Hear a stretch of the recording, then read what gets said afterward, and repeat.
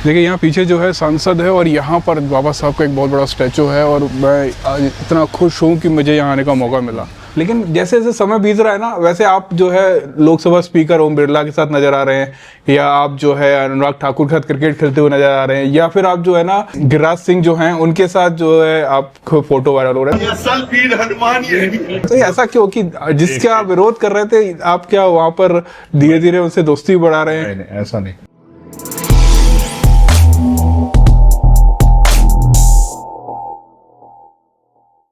आपको पता है अभी 8 बज रहे हैं। ज़्यादातर टाइम मैं इस समय जिम में होता हूँ, लेकिन आज मैं दिल्ली में हूँ। और आप सोच रहे हो ग्वालियर से दिल्ली कैसे? ग्वालियर से दिल्ली इसलिए आया हूँ कि कुछ खास मौका है, कोई खास जगह जा रहा हूँ। अब वो बंदर आ गया दिल्ली है तो बंदर तो होंगे ही। और हम लोग है ना, बाबा साहब ने बोला था कि आपको जो है संसद जाना है, और आज हम संसद जा रहे हैं। सांसद नहीं बने हैं लेकिन संसद जा रहे हैं, वहाँ का माहौल देखने जा रहे हैं कैसा है।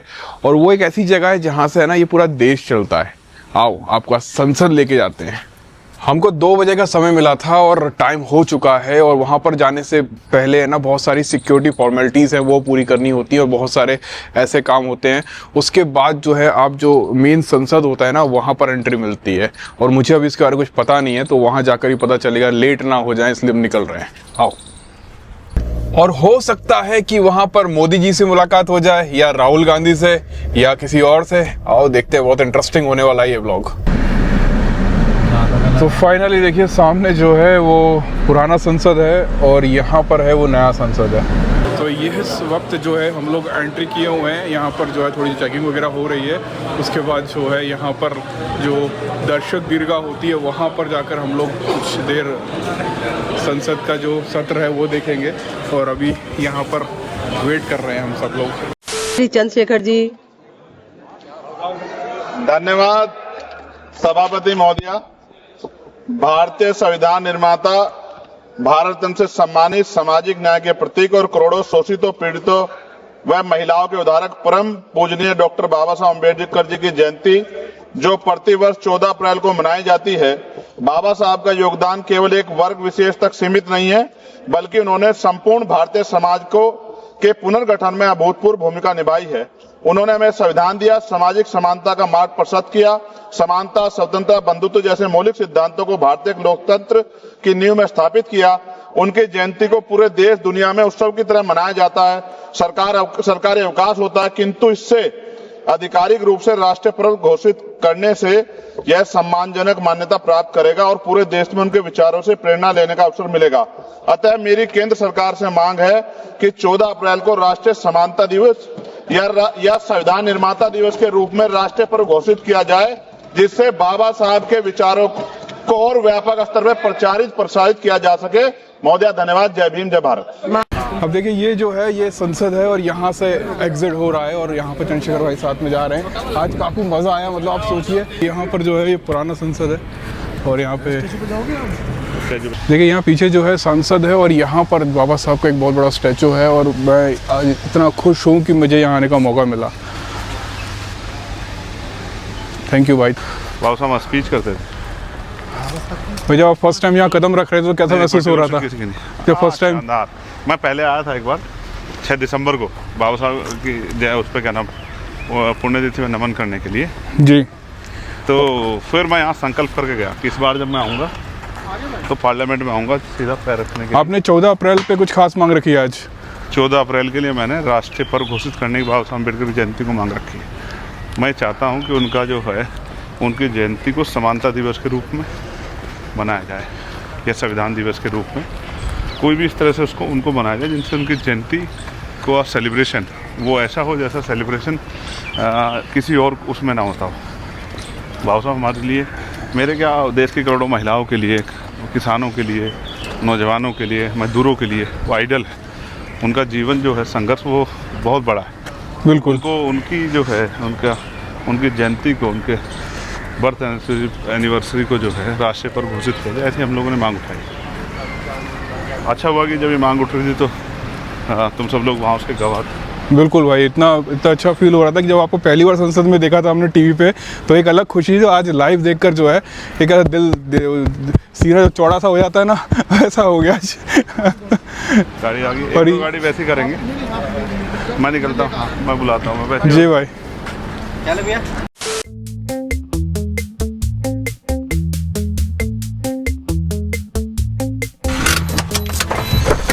भाई साहब, आज जो है गजब का मज़ा आया। मतलब आप सोचिए कि आज जहाँ पर हम लोग गए थे वहाँ पर लाखों लोग जाने का सपना रखते हैं, भले वो सांसद बन के ना जा पाए आज हम, लेकिन जो वहाँ का माहौल था, फर्स्ट जो एंट्री थी जहाँ बाबा साहब बैठा करते थे, जो पुराना जो संसद भवन था वो भी था, उसके बाजू में जो नया बना हुआ है, और जब हम पुराने वाले में तो जा नहीं पाए, लेकिन जो नया बना हुआ है वहाँ पर गए थे। और वहाँ पर जब वहाँ गए तो जिस तरह के आप माहौल देखेंगे, कितना गजब का माहौल था।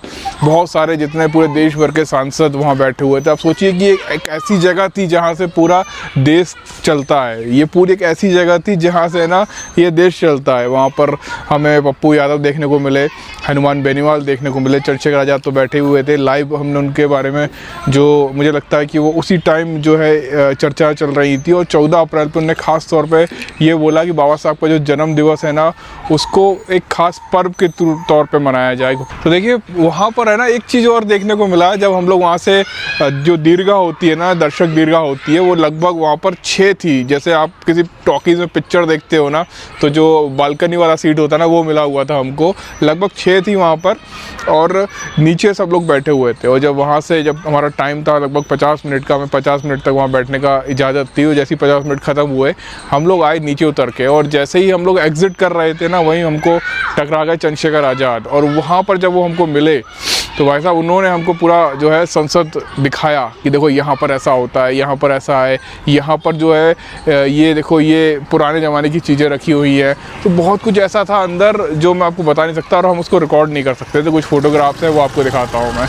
और अभी यहाँ पर जो है ना MPs का जो घर होते हैं, जो ऑफिस होते हैं, वो मिले हुए हैं, और चंद्रशेखर आज़ाद जो है अभी ऊपर बैठे हुए हैं। हम उनसे भी कुछ बात करेंगे, आइए चलें। वो देखिए ऊपर चंद्रशेखर आज़ाद लिखा हुआ है। अगर कोई जितने भी लोगों को समस्याएं होती है ना, वो यहीं पर आते हैं और यहाँ पर अपनी बातों को रखते हैं, और ऊपर वो मिलेंगे। आओ मिलते हैं। देखिए आज जो है ना, हमारे हाथ में भारत का संविधान है, और हमारे साथ है चंद्रशेखर आज़ाद। और भाई बहुत बहुत धन्यवाद आपका भाई। मतलब मैंने कभी सोचा नहीं था कि मैं संसद के अंदर इस तरह से जाऊंगा, और मैं, मेरी इच्छा तो ये थी कि संसद के अंदर आपको संविधान दूं, लेकिन वहाँ बहुत सारा सामान अंदर ले जाने नहीं दिया जाता है, परमिशन नहीं था। ये जो है भारत का संविधान की ओरिजिनल कॉपी की एक प्रति है, और ये मिलता नहीं है। मतलब जो गवर्नमेंट प्रिंट करता है वो तो मिलता ही नहीं है, लेकिन ये जो है सबके हाथों में पहुंच रहा है, और ये एक एहसास दिलाता है। बाबा साहेब का जो उस समय के फोटोग्राफ्स हैं, और उस समय के जो सिग्नेचर किए हैं बाबा साहब ने, वो सारी चीज़ें यहाँ पर मिलेंगी आपको। ये उस समय संसद में किस तरह से जो है भारत संविधान बना। आप जब संसद में पहली बार एंट्री किए थे ना भाई, तो बिल्कुल ऐसा दिल ऐसा खुश हो गया था ना, सीना चौड़ा हो गया था। और आज मैं कुछ बताता हूँ जी भाई। मैं 6 दिसंबर 2018 आई थिंक 2018 तो मैं फर्स्ट टाइम पार्लियामेंट में गया, और जब मैंने पार्लियामेंट को देखा तो एक साथी ने मुझसे कहा कि आओ नजदीक से देख लेते हैं। तो मैंने उनसे कहा कि मैं आज के बाद पार्लियामेंट नहीं आऊंगा। मैं पार्लियामेंट तब आऊंगा जब इसकी सीढ़ियों को चढ़कर मैं जाऊं और मुझे रोकने के लिए किसी के हाथ ना हो। स्वागत करने में तो हूं, लेकिन रोकने वाले हाथ ना हो। क्या बात है। और ये भी एक मैं संकल्प बता रहा हूँ कि मैं उसके बाद जब पार्लियामेंट गया तो तभी गया जब मैं मेंबर ऑफ पार्लियामेंट बना। उन सीढ़ियों को मैंने नमन किया, बाबा साहब को याद किया, मैंने बाबा साहब को थैंक यू कहा। और ये बात मैंने तो इसलिए बताई आपको भाई कि मुझे चैलेंज लेने का बड़ा आनंद आता है। देखा है नेताजी ने मुझे चैलेंज किया कि ये पार्षद नहीं बन सकता तो मुझे लगा कि अच्छा कि ये बात कह दी। फिर सांसद बन के दिखाया। मैं धन्यवाद दूंगा नगीना के साथियों का, भीम आर्मी आजाद समाज पार्टी से, बहुजन चिंतकों का, बहुजन पत्रकारों का, भोजन आंदोलनकारियों को सबका धन्यवाद दूंगा जिन्होंने मुझे आर्थिक सामाजिक सहयोग किया, मेरी मदद की। कल भी मैंने एक चैलेंज लिया। क्या? कल मैंने सत्ता के एक मंत्री जी को सीने पे हाथ मार मार के सत्ता विपक्ष के लोगों को धमकाते हुए देखा। वो नेता थे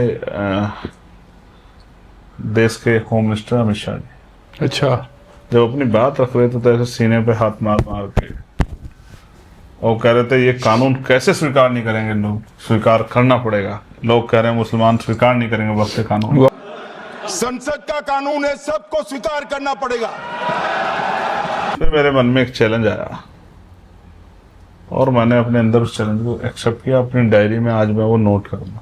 24 घंटे के अंदर का मैं समय रखता हूँ। एक समय आएगा डेट के साथ मैं वो आपको डायरी दिखाऊंगा जिसमें मैंने चैलेंज लिया, उस चैलेंज को मैंने पूरा करके दिखाया। सोशल मीडिया पे भाई जो है ना काफी एक चर्चा बहुत होती रहती है कि जब आप फर्स्ट टाइम वहां पर एंट्री किए थे ना तो वहां पर आपके दोस्त थे हनुमान बेनीवाल, राजकुमार राउत, पप्पू यादव थे। लेकिन जैसे जैसे समय बीत रहा है ना वैसे आप जो है लोकसभा स्पीकर ओम बिरला के साथ नजर आ रहे हैं, या आप जो है अनुराग ठाकुर के साथ क्रिकेट खेलते हुए नजर आ रहे हैं, या फिर आप जो है ना गिरिराज सिंह जो हैं उनके साथ जो है आपको फोटो वायरल हो रहा है।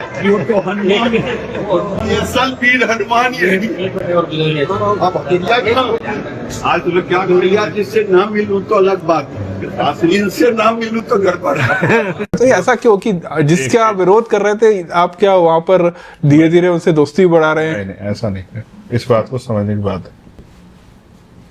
वहां वो जो हाउस है, हम वहां देश की समस्याओं के लिए लड़ रहे हैं।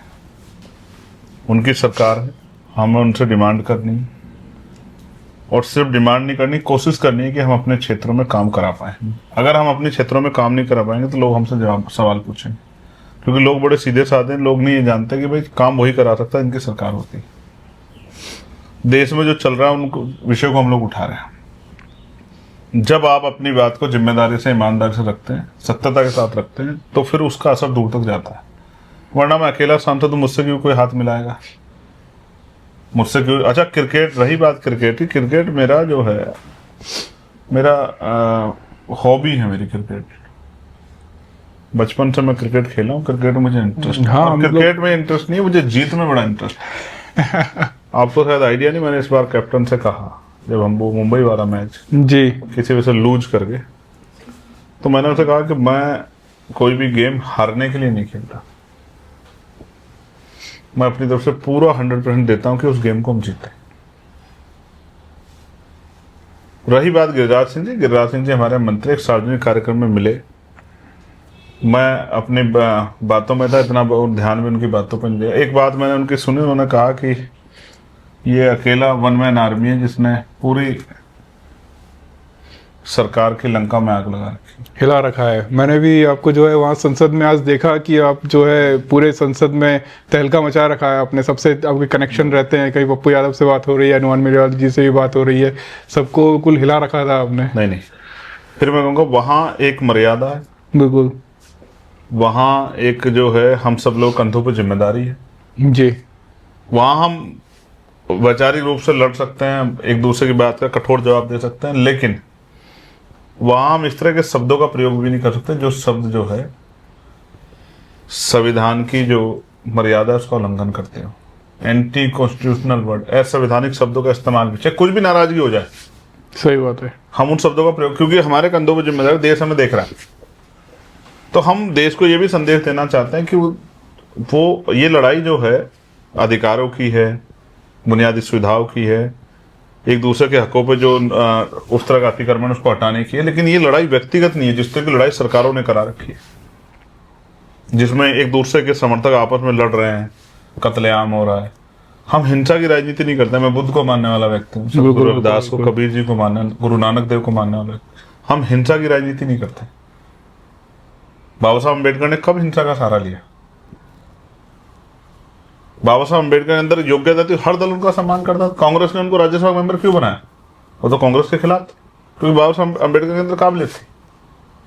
तो हमने मेहनत करके अपनी छवि में और अपने काम के जरिए भीम आर्मी आजाद समाज पार्टी के जरिए वो एक ओरा बनाया अपना, कि हर कोई जिस ओरे को प्रभावित होना चाहता है, उसके साथ जुड़ना, उसको जानना चाहता है।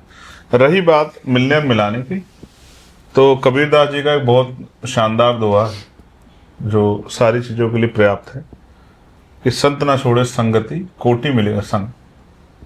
इसका मतलब ये है कि संत जो होता है वो अपनी संगति नहीं छोड़ता, चाहे उसको कितने ही असंत लोग जो गलत तरह के विचार को मिल जाए। जैसे उदाहरण के तौर पे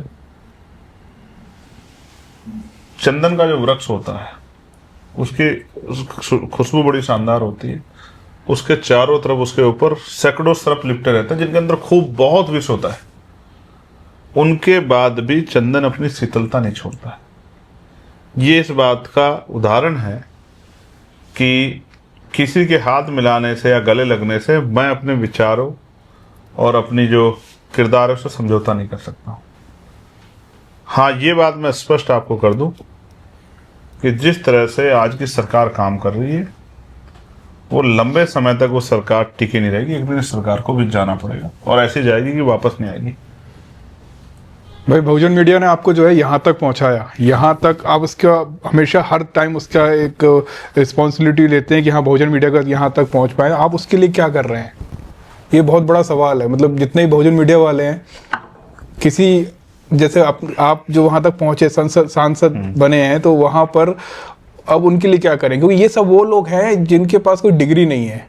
आप समझ रहे हैं, 1% लोग होंगे जिनके पास डिग्री होगी, बाकी 99% ऐसे लोग हैं जो गाँव से उठे हैं। ठीक है। इनकी मान्यता के लिए इनको कुछ, इनका कुछ भविष्य हो, इनका कुछ फ्यूचर हो। अभी तक ये सवाल किसने मेरे सामने रखा नहीं। बेसिकली मैं वो जो अपने काम से अलावा जो अलग काम जो करता हूँ वो तब करता हूँ जैसे कोई समस्या मेरे सामने आती है। अगर बहुजन मीडिया के लोग मुझे किसी भी तरह का कोई प्रपोजल बना के देंगे कि सर हमारी ये मांग है, इसको आपको उठाना चाहिए, क्योंकि मैं तो मीडिया का काम नहीं करता हूँ, बिल्कुल मुझे तो नहीं पता उनको किस तरह की परेशानियों का सामना करना पड़ता है। बिल्कुल। तो जब तक वो मेरे सामने कोई मांग नहीं रखेंगे, मुझे कोई बात नहीं बताएंगे, क्योंकि मैंने कई कॉन्क्लेव देखे हैं आपके होते हैं बहुजन मीडिया के, मुझे तो किसी में इनवाइट नहीं किया गया, तो मुझे क्या पता कि आपके यहाँ किस तरह की चर्चा होती है। बिल्कुल बिल्कुल भाई मुझे आपकी कोई समस्या पता लगेगी तभी तो मैं कुछ बता पाऊंगा। मतलब आप ये बोल रहे हैं कि अगर यहाँ पर वो सब लोग एक प्रतिनिधि या कुछ लोग, एक चीज कहूंगा ना जी भाई, अब यहाँ बहुजन मीडिया भी मुझे कहना नहीं चाहिए, लेकिन वो भी दल के आधारित मीडिया हो गई। कुछ मीडिया तो ऐसी हैं जो पत्रकार जिनका सिर्फ काम है एक एजेंडा को चलाना, उनको अपने अंदर भी झांक के देखना चाहिए। जो मेरे पक्ष की खबर चला देगा उसको दूसरे पक्ष के लोग एजेंट कहेंगे, जो दूसरे पक्ष की खबर ये तो बहुत चल रहा है भाई, उसको हमारे पक्ष के लोग बुरा भला कहने लग जाएंगे। हालांकि मैं अपने यहाँ मैंने बहुत कोशिश की है कि वो इस तरह के शब्दों का प्रयोग ना करें। बिल्कुल। लेकिन मैं फिर ये कहूंगा कि झूठ को परोसना, तो आप में और फिर गोदी मीडिया में फर्क क्या बचा है? आपका कोई सवाल हो, सवाल को लेके आइए। आपने जो सवाल पूछे, क्या मैंने कोई एक सवाल आपसे कहा कि ये पूछना है नहीं पूछना? नहीं, मैं तो सीधा आया, सीधा बोलना चालू गिरिराज कर सिंह दिया। का सवाल पूछा आपने, और जो है मंत्रियों का सवाल पूछा आपने, बहुजन मीडिया का सवाल पूछा, तो मैंने तो आपके ऊपर कोई पाबंदी नहीं लगाई। सवाल ये है कि जब सही को सही और गलत को गलत तथ्य के आधार पर कहा जाएगा तो आप तुलनात्मक अध्ययन कर सकते हैं, लेकिन सिर्फ किसी की चापलूसी करने के लिए आप इस तरह के, क्योंकि आपको याद नहीं होगा, मुझे याद है कई सारे ऐसे पत्रकार हैं बेचारे जो घर बैठे कयास लगा रहे थे कि चंद्रशेखर आजाद को 20-25 हजार वोट मिलेगा, जो आपस में कहते थे एक दूसरे को कि ये तो 20-25 हजार वोट मिलेगा। जब जीत गए तो फिर वो शायद अब वो उनको समझ नहीं आ रहा कि वो किस मुंह से जाके मुझसे मिले। हालांकि मैं तो सभी का स्वागत करता हूँ, कोई भी आएगा तो मैं उसका सम्मान ही करूँगा, क्योंकि मैंने सीखा ही नहीं। बहुत लोग जो है आपकी जो मतलब जैसे वोट मिले, आपकी जीत हुई, उसके बाद आपका गुणगान भी करने लग गए, आपका लोहा मान लिया उन लोगों ने कि हाँ बंदे में दम है। क्योंकि एक बार जो हुआ था उसको देखते हुए लोग सोच रहे थे ऐसा आगे होगा, बट वैसा हुआ नहीं। बहुत सारे लोगों से अभी मैं मिलता हूँ ना, तो वो बोलते हैं अरे यार भाई से बोल दो अनब्लॉक कर तो ऐसा बहुत कुछ मैंने सुनने में देखा, एक नहीं कई लोगों से मेरी मुलाकात हुई। आप मुझे व्यक्तिगत कुछ कहोगे मैं सुन लूंगा, मेरे परिवार को भी कहोगे मैं सुन लूंगा, लेकिन अगर भीम आर्मी की इस मेहनत संघर्ष पे कोई सवाल खड़ा करोगे, आजाद समाज पार्टी के समर्पण पे, महापुरुषों के आंदोलन के प्रति उनके जो है त्याग पे कोई और वो जिस तरह का वो कोशिश कर रहे हैं उस पर कोई सवाल खड़ा कर, तो फिर मैं आपसे कोई किसी तरह के संबंध नहीं रखना चाहता। इसमें कोई वो नहीं है। ये आंदोलन हमारी शक्ति है, आंदोलन हमारी माँ है। इस आंदोलन पे अगर कोई सवाल खड़ा करता है, कोई झूठ इसके खिलाफ प्रचार करता है, तो नहीं, उससे मैं सहमत नहीं। मुझे कहने मैं राजनीतिक आदमी, मुझे मेरे ऊपर टिप्पणी करने का, मुझे बुरा भला कहने का, मेरे पे आरोप लगाने सबको अधिकार है। बिल्कुल। मैं राजनीति कर रहा हूँ, मुझे सुनने पड़ेंगे। भाई काशीराम साहब को सीआईए का एजेंट कहते थे, नहीं कहते थे? हाँ कहते थे, बिल्कुल। बाबा साहब अम्बेडकर को भी तमाम तरह के, सर छोटू राम को भी तमाम तरह का कहा गया, अंग्रेजों का एजेंट बोलते थे। आज भी बोल रहे हैं वो।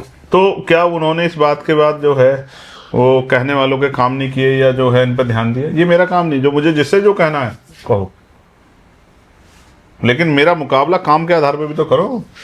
बिल्कुल। काम के आधार पे मुकाबला नहीं कर सकते आप। मेरी तरह गोली खाने की हिम्मत तो जुटाओ।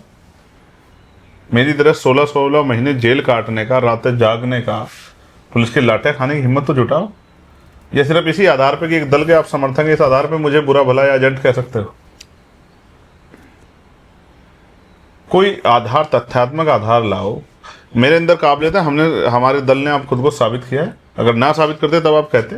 बिल्कुल, शुरुआत से देख रहा हूँ मैं। हाँ, कैसे तो कैसे एक एक कदम हमारे लोगों ने बढ़े हैं। मेहनत की है। हमने भारतीय राजनीति की आज की परिस्थितियों में जो है भारतीय जनता पार्टी जैसी पार्टी को धूल चटाई है, कांग्रेस जैसी, और दूसरा जो इंडिया अलायंस को धूल चटाई है। तो आप हमारी जितनी हिम्मत पैदा करो, संघर्ष करो, वो तो करने से रहे। उसके अपोजिशन में हमें बुरा भला कह के आप ये सोचते हैं कि आप लोग गुमराह करेंगे। लोग गुमराह, तो वो दिन चले गए हैं। आज सोशल मीडिया सब लोग देखते हैं कौन काम कर रहा है और कौन जो है सिर्फ और सिर्फ एक दूसरे की बुराई करने का काम या झगड़ा लगाने का काम कर रहा है।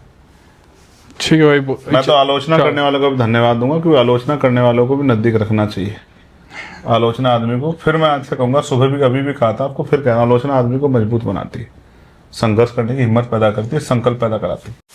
भाई बहुत बहुत धन्यवाद। आपने जो है ना मुझे आज संसद घुमाया, मुझे सच में दिल से इतना अच्छा लगा, मैं आपको बता नहीं सकता। मतलब मैं जिंदगी भर इस चीज को याद रखूंगा। थैंक यू कहो मुझे नहीं, डॉक्टर बाबा साहब अम्बेडकर और उनके संविधान को, उनके कॉन्स्टिट्यूशन को। थैंक यू भाई। और जिनके लिए मैंने आज 14 अप्रैल जो उनकी जयंती समारोह है, उसके लिए उसको राष्ट्रीय घोषित करने की मांग भी पार्लियामेंट में उठाई। भाई हो जाएगा। थैंक यू करो माननीय काशीराम साहब को, बिल्कुल, जिन्होंने मेरे जैसे जो है प्राइमरी स्कूल के हेडमास्टर के बेटे के अंदर भी उस तरह की अपने विचारों से शक्ति पैदा की और वो संघर्ष कर। आज आपको देख के ऐसा लग रहा है कि एक दिन ऐसा भी हो सकता है कि कभी हम लोग भी जो है संसद में वहां बैठे होंगे। हो सकता है, आज नहीं तो 10 साल बाद ऐसा कोई हो जाए। अगर पार्लियामेंट में नहीं होगा तो असेंबली में होगा। अगले 4-5 साल के अंदर आप देखना सैकड़ों लोग होंगे अलग अलग प्रदेशों की असेंबली में, क्योंकि आंदोलन तो चल रहा है। आंदोलन आगे बढ़ेगा, आंदोलन रुकने वाला नहीं है, क्योंकि ये व्यक्ति के साथ, विचार के साथ। ओके भाई, जय भीम। जय भीम। तो फिर आज का ब्लॉग आपको कैसा लगा? मतलब आज आपने सोचा नहीं होगा ना कि अभी एक ब्लॉगर जो है संसद के अंदर जाकर आपको वीडियो शूट करके दिखाएगा। हालांकि वहां जाना एक बड़ा सपना था और आज वो सपना पूरा हो गया। और ये दिल्ली है, यहाँ पर देखिए नाइट लाइफ है, दिल्ली कभी रुकता नहीं है। और कल जो है हम लोग कुछ बहुजन मीडिया के लोगों से भी मिलने वाले हैं, जो आपको उनका एक्सपीरियंस शेयर करेंगे, कैसे वो लोग वहां तक पहुंचे। मिलते हैं कल, बाय, कीप सपोर्टिंग।